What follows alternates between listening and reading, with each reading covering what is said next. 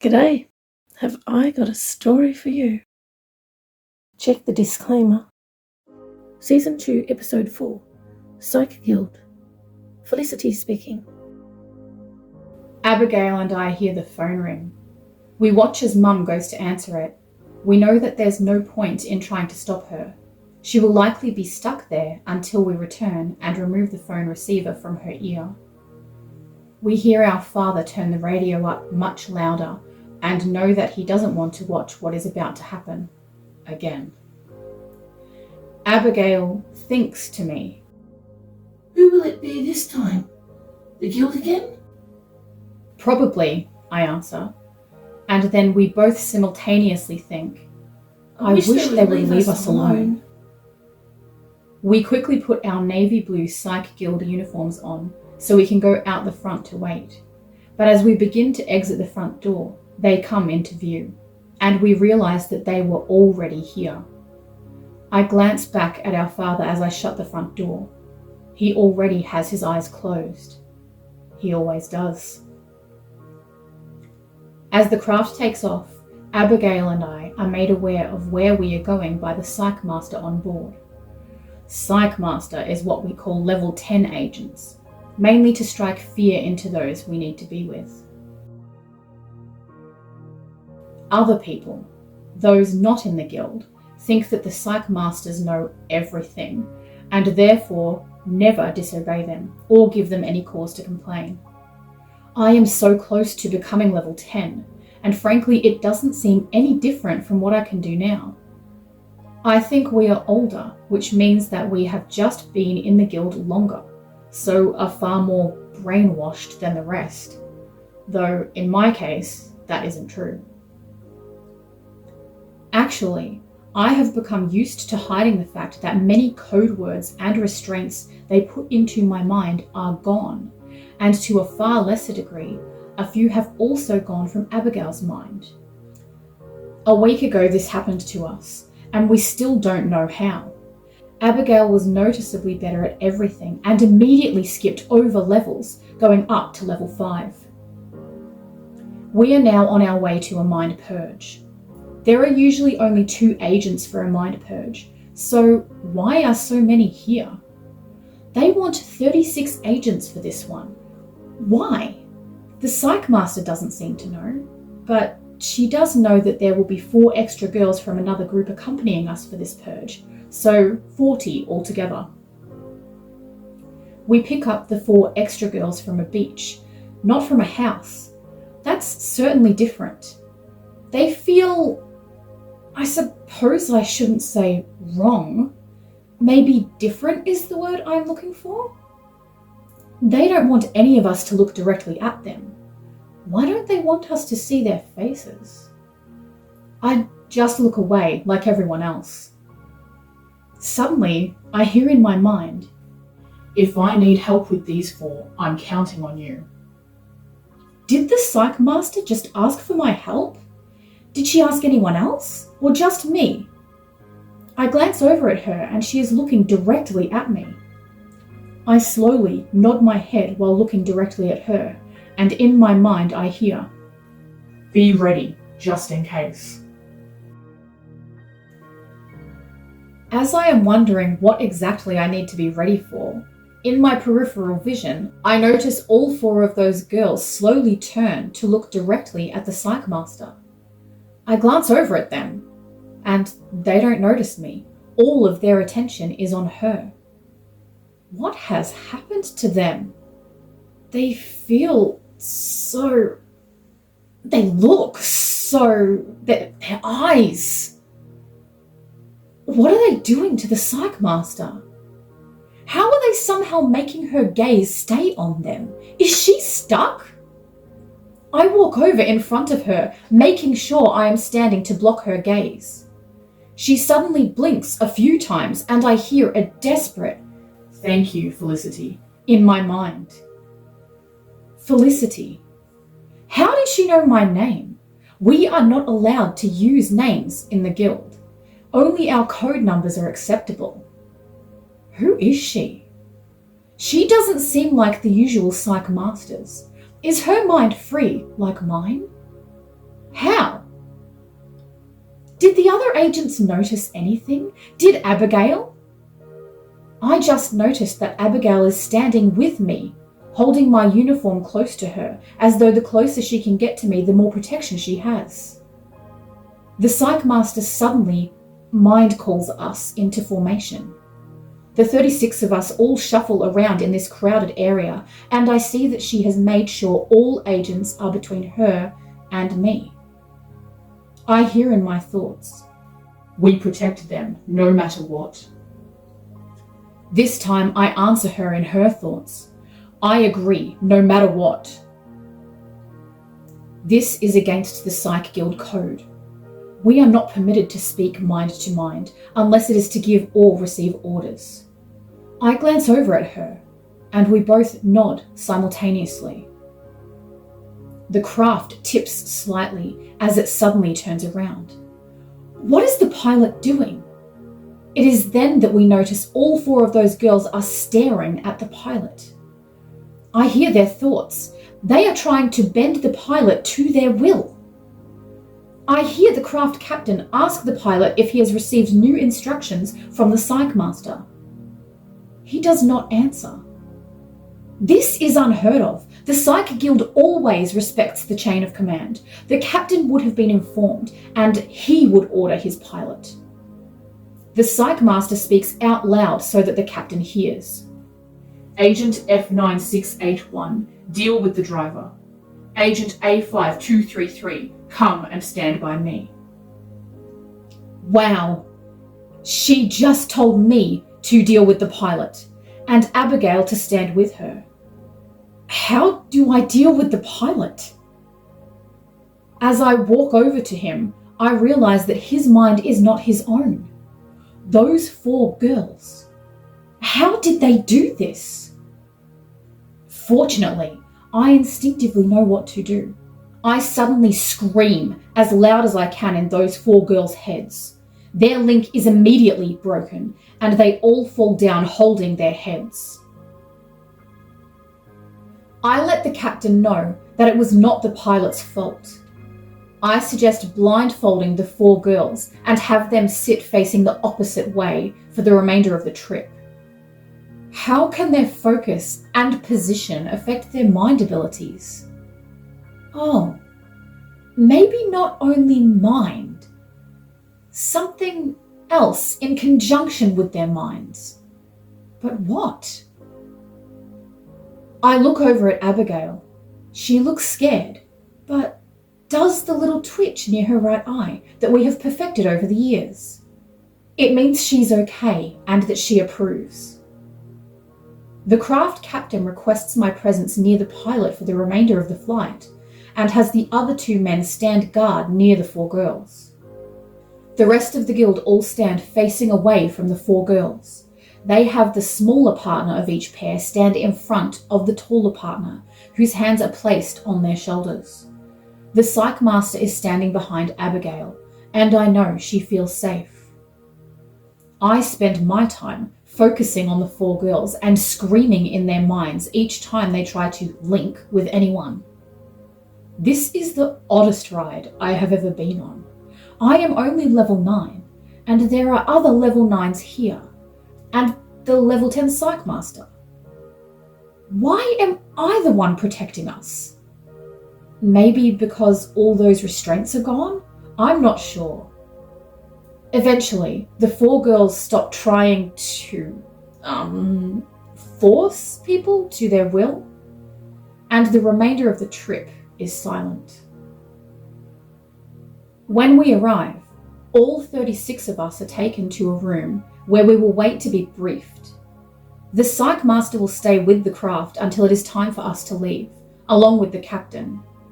The pilot and the 2 other men are being questioned. We wait quietly. We all know better than to check their minds here.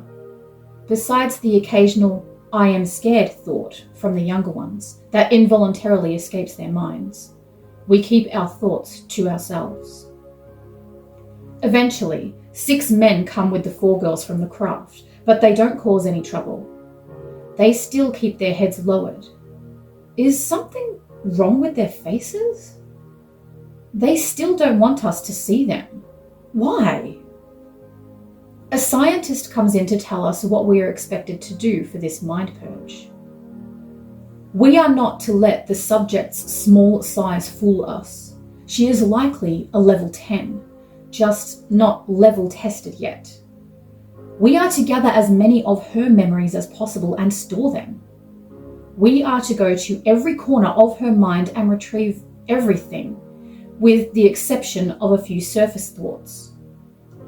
The scientist's list goes on, and he goes over it all again and again, making sure we all know that this child is exceptional, and we have likely not encountered someone like her before. He makes it sound like we are all competing with each other to find the best thoughts and memories, and those with the most, or the best, will be greatly rewarded. Why do they make it seem like everything is a competition? Surely this little child can't be how he portrayed her. A vicious, inhuman toddler who likes to torture people slowly to death for maximum pain? Probably more lies. I could check his thoughts to find out, but if anyone noticed, we're supposedly not able to do that. But my restraints are gone. Still, I'm not going to chance it, especially with those 4 extra girls here. We are all ushered into the corner of the mind purge room. There's not a lot of room here. There are usually only 2 agents needed for each mind purge. Why are there 36 of us? 40 if we include the 4 extra girls. Abigail continues. I wake up. How long was I asleep? I see many other girls waking up, sitting on the floor and gradually standing up like me. This is odd. I immediately go over and stand near my sister Felicity, and we mind talk. We have done this before, but now it is so easy. It's just like we automatically did it. We just automatically kind of linked up our minds and started talking, and we don't do that normally. We are very careful where we mind talk, but we're just doing it now. My mind is free. I remember this feeling from when I was very small, knowing people's thoughts. I remember speaking to their thoughts and watching as they wonder if they are just thinking random thoughts to themselves, or is it someone else, or if they are imagining things.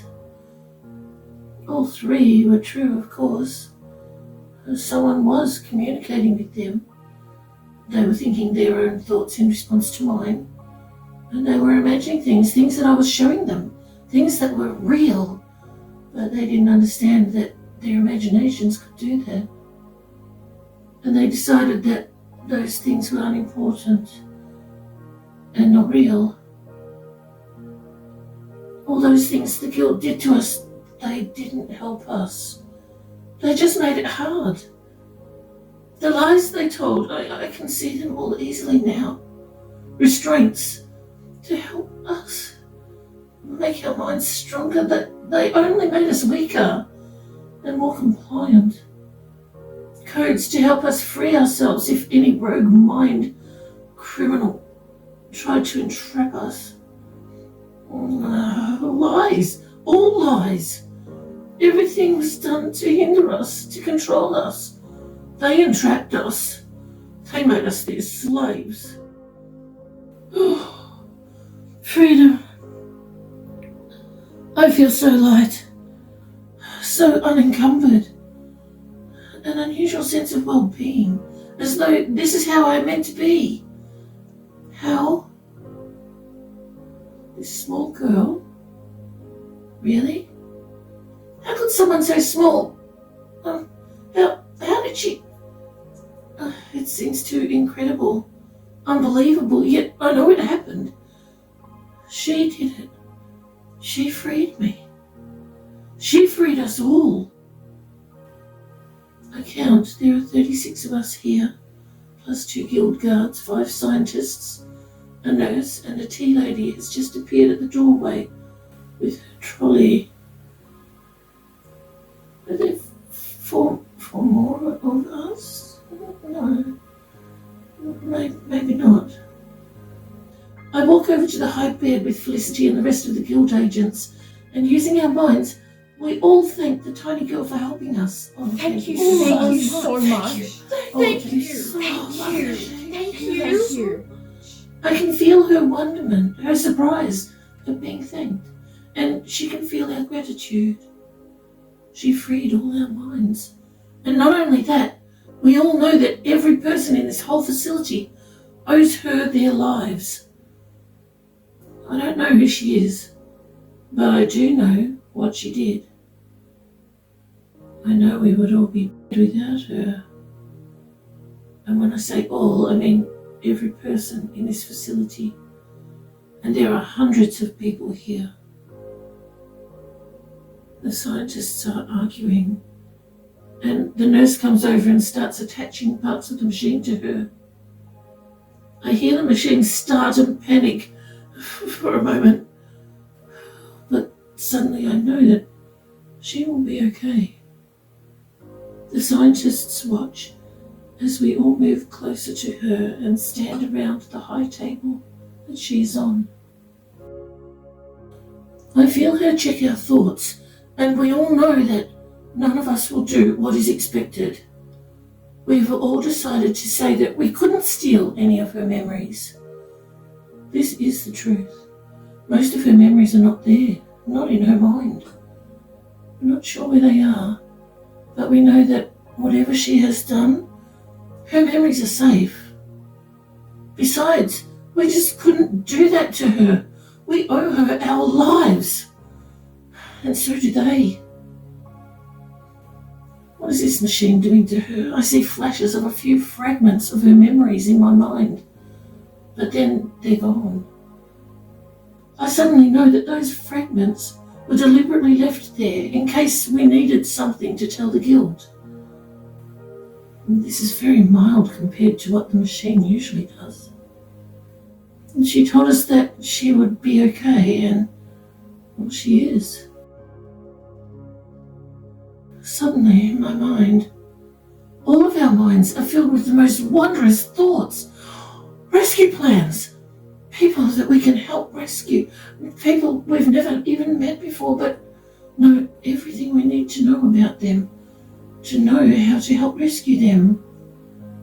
Each pair of us, we need to decide. Do we help and also rescue ourselves along with our parents, if we choose? Or do we tell the guild and remain their slaves? Who is this tiny girl? How can she be so much like us, yet not like us at all? Is her mind ability like ours, or is it... I'm not sure. Maybe more. She seems to have things about her. Things that are extra. Her mind ability is beyond ours. How? Whatever or whoever she is, one thing is certain. The truth. She is truthful, which is a huge breath of fresh air. A lovely scent after the years of pungent stench of the guilt lies. We, all of us, are immediately in. Every one of us wants to help those people, not hurt them. We want to be free to be ourselves, not what the guild forces us to be. We are not their slaves any longer. We are free. Our minds are free. We can be ourselves and who we are.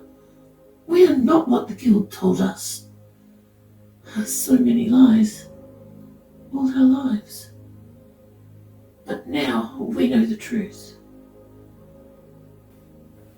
There is one thing I don't understand. Where are those 4 girls? The ones with the dark eyes. Felicity continues. When we are returned to our surface home, we are the last ones dropped off at the Psych Master's request. She walks us to our front door, which is not permitted. The Psych Masters usually never leave the vehicles or crafts during a mission.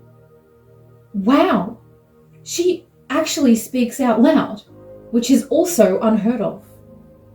She warns us that at the next guild gathering, I will be made level 10, which is the highest, and Abigail will skip 3 levels and be level 8. She begs us to fail the last tests and not let that happen. When she tells us why, oh, no. As the Psych Master walks back to the craft, we walk to our room in silence and listen to the craft leave. We sit on the edge of our beds, as is required. But the Psych links from the guild, we look at each other, and I can see that my sister also knows that the Psych links are not working. As soon as we know the craft is far enough away, Abigail goes to turn the radio down and wake up our father. I go to our mum and remove the phone receiver. I know exactly how to do it for this mum, so that a sudden rage won't ensue.